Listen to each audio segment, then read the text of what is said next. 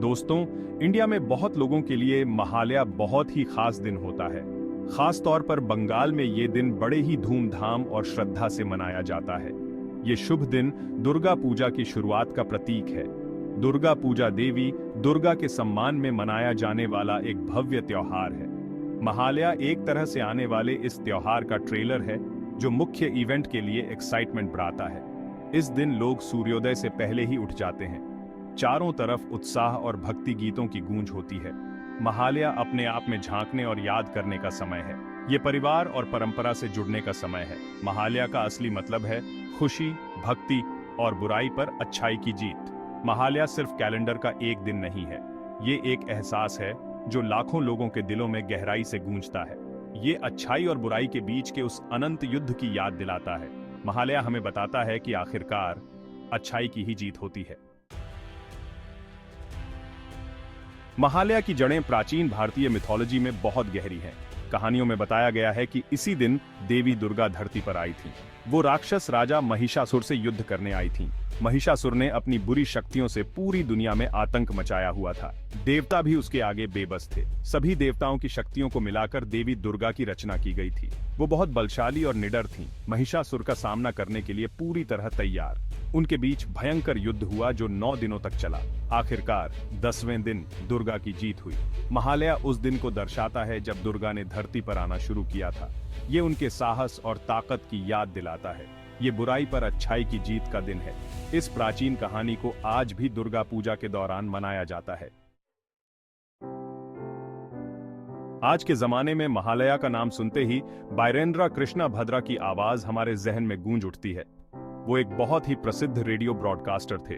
उनका iconic radio programme Mahishasuramardini Mahalaya का पर्याय बन गया। सुबह सवेरे शुरू होने वाले इस कार्यक्रम में भद्र जी दुर्गा के युद्ध की कहानी सुनाते थे। भावनाओं और नाटकीयता से भरी उनकी आवाज श्रोताओं को मंत्रमुग्ध कर देती थी।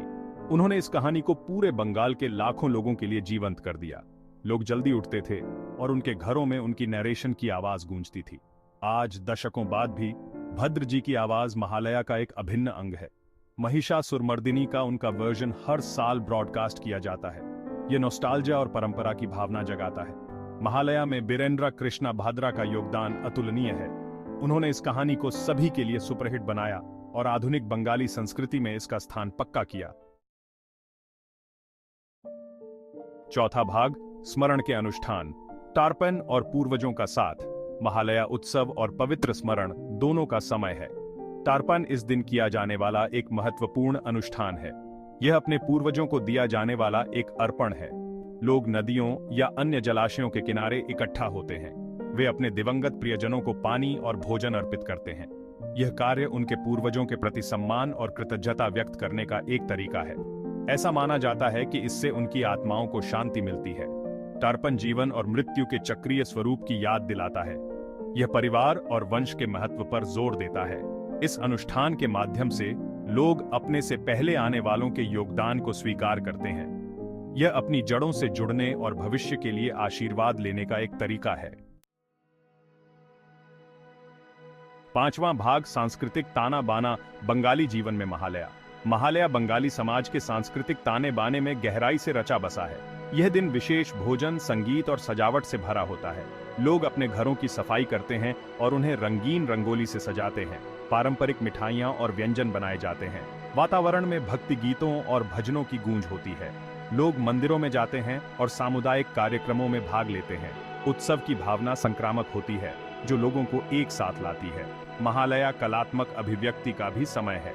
नृत्य और नाटक के पारंपरिक रूप जैसे जात्रा अक्सर दुर्गा की विजय की कहानी को दर्शाते हैं। ये प्रदर्शन बंगाली संस्कृति का एक जीवंत हिस्सा है, जिनका आनंद सभी उम्र के लोग लेते हैं।